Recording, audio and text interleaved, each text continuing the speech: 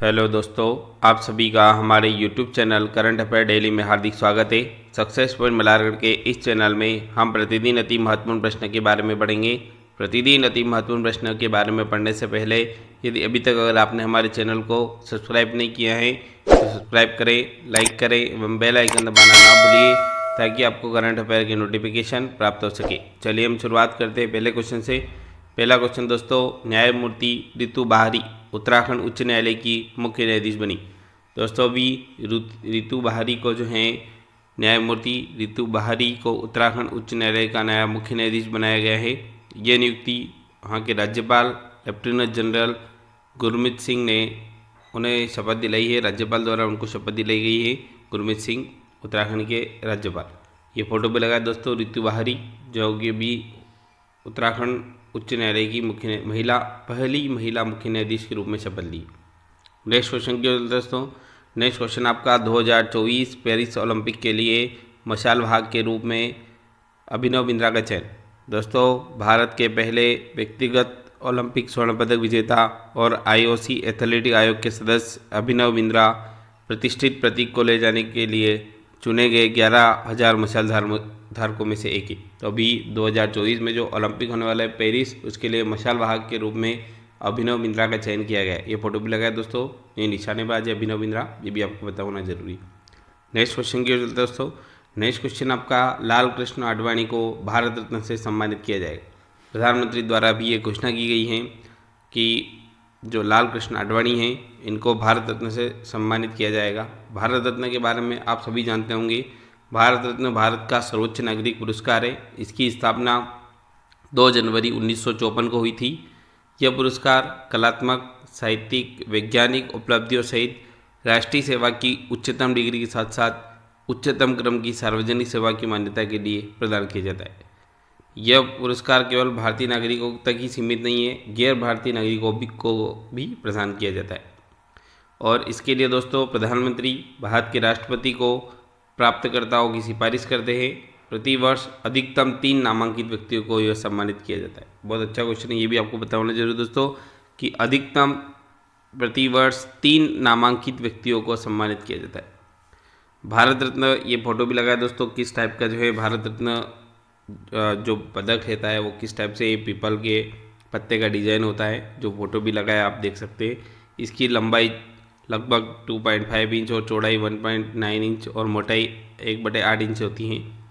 और अग्रभाग पर देवनागरी लिपि में भारत रत्न शब्दों के साथ सूर्य उभरा हुआ है। ये भी देख सकते हैं आप इस फोटो के अंदर कि अग्रभाग पर जो है देवनागरी लिपि में भारत रत्न लिखा हुआ है और सूर्य भी उभरा हुआ है इस प्रतीक में नज़र आ रहा है। और दोस्तों इसके नीचे एक पुष्पमाला है जिसके हिस्से पर राज्य का प्रतीक और आदर्श वाक्य अंकित हैं। मूल रूप से सोने से बना यह पदक अब प्लेटिनम मिश्र धातु से बना है। तो यह भी प्रधानमंत्री द्वारा भी लाल कृष्ण आडवाणी को भारत रत्न से सम्मानित किया जाएगा, प्रधानमंत्री द्वारा घोषणा की गई। नेक्स्ट क्वेश्चन की दोस्तों, नेक्स्ट क्वेश्चन आपका पेरिस में एफिल टावर में भारत का पेमेंट इंटरफेस UPI लॉन्च। दोस्तों भारत ने पेरिस में एफिल टावर में UPI भुगतान लॉन्च किया है। खुदरा लेन देन के लिए UPI को अपनाने वाला पहला यूरोपीय राष्ट्र फ्रांस के साथ PM मोदी ने दृष्टिकोण को पूरा किया। तो अभी दोस्तों इसको कहाँ लॉन्च किया गया है, तो फ्रांस के पेरिस में जो है एफिल टावर में जो है भारत का पेमेंट इंटरफेस UPI लॉन्च किया गया। नेक्स्ट क्वेश्चन की ओर दोस्तों, नेक्स्ट क्वेश्चन आपका ESAF स्मॉल फाइनेंस बैंक और एडलवाइज टोक्यो लाइफ इंश्योरेंस करेंगे जीवन बीमा की पेशकश।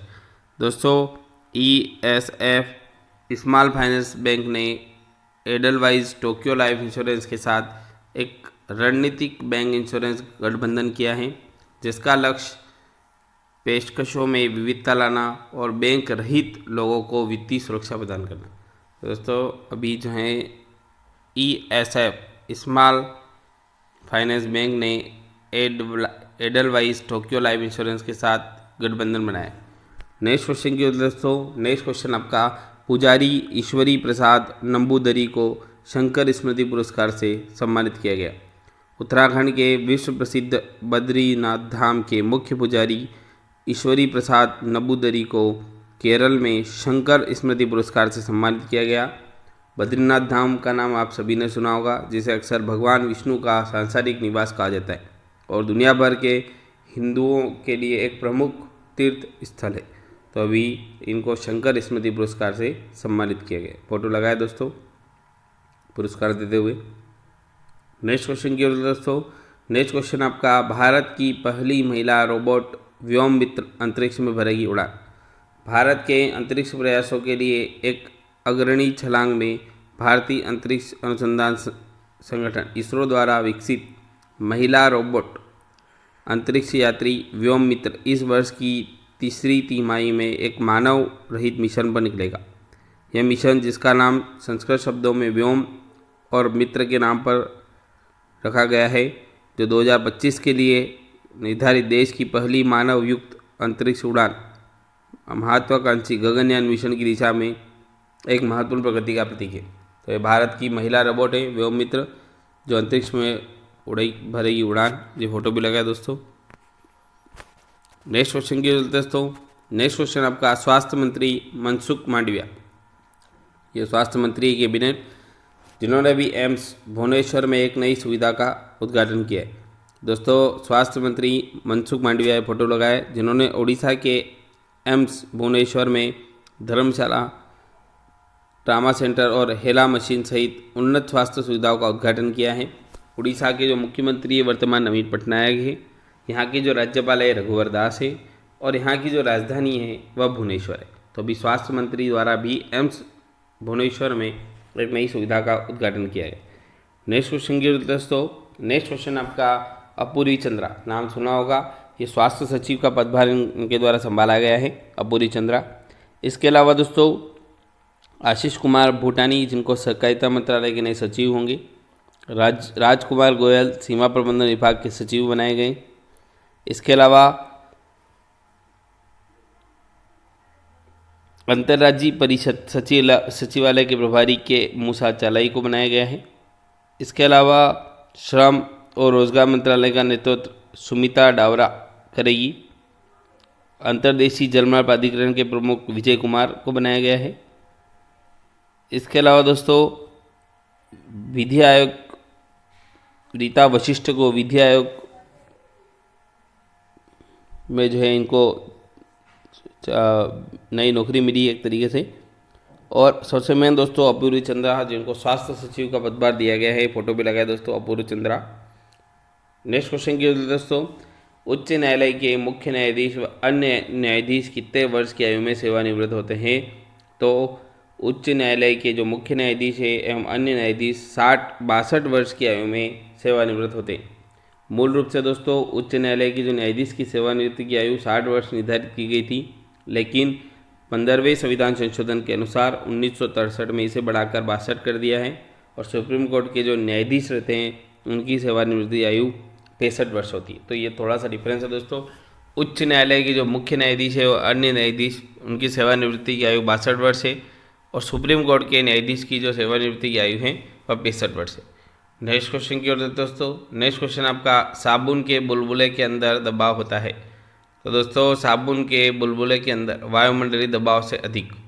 दोस्तों साबुन के बुलबुले बड़े होते हैं क्योंकि जब साबुन पानी में घुलता है तो उसका सतही तनाव कम हो जाता है और साबुन के जो बुलबुले के अंदर का दबाव वायुमंडलीय दबाव से अधिक होता है।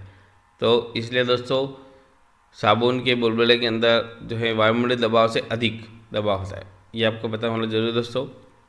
नेक्स्ट क्वेश्चन की ओर दोस्तों, grand old man of India किसे कहा जाता है? तो grand old man of India दादा भाई नौरोजी।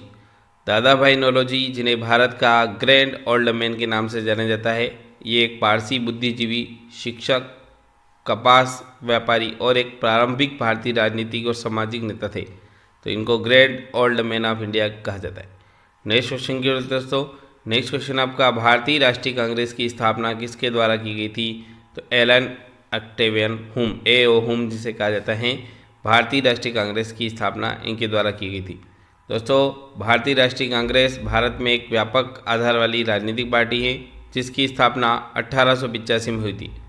इसके अलावा नेक्स्ट क्वेश्चन की ओर दोस्तों, नेक्स्ट क्वेश्चन आपका, कौन सी पंचवर्षीय योजना रणनीतिक रूप से हरित क्रांति से जुड़ी हो सकती है? तो चौथी पंचवर्षीय योजना।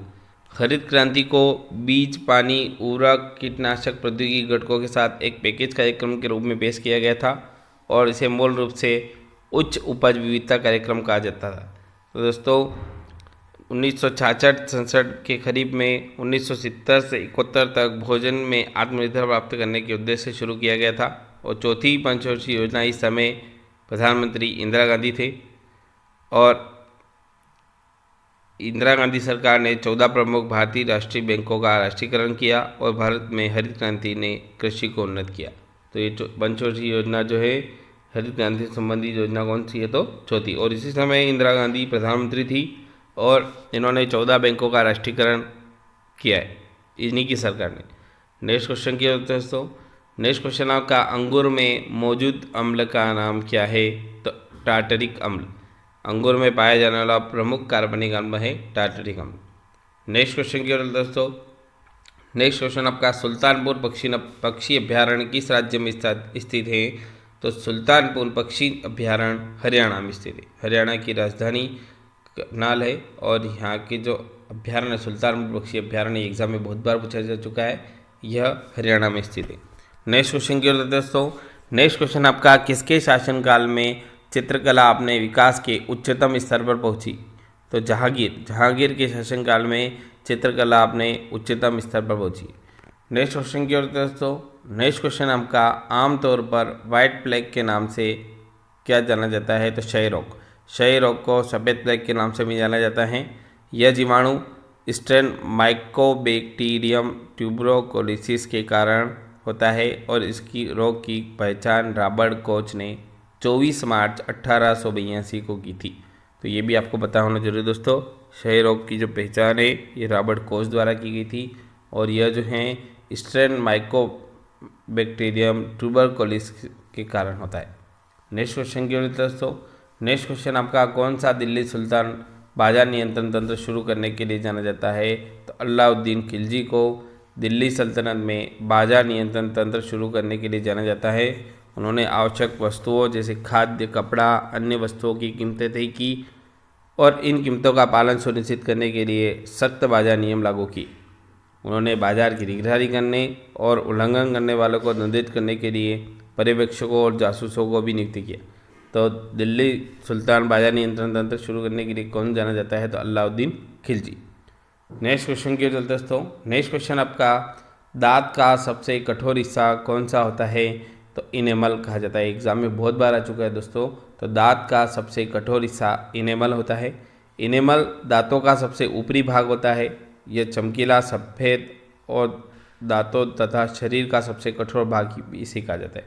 तो ये भी आपको पता होना जरूरी है दोस्तों कि शरीर का सबसे कठोर भाग इनेमल होता है और यह दांत का सबसे कठोर हिस्सा भी इसे कहा जाता है। जो सबसे दांतों का सबसे ऊपरी भाग होता है इसे इनेमल कहा जाता है। अभी तक अगर आपने हमारे चैनल को सब्सक्राइब नहीं किया है तो सब्सक्राइब करें, लाइक करें एवं बेल आइकन दबाना ना भूलिए ताकि आपको करंट अफेयर की नोटिफिकेशन प्राप्त हो सके। Thank you.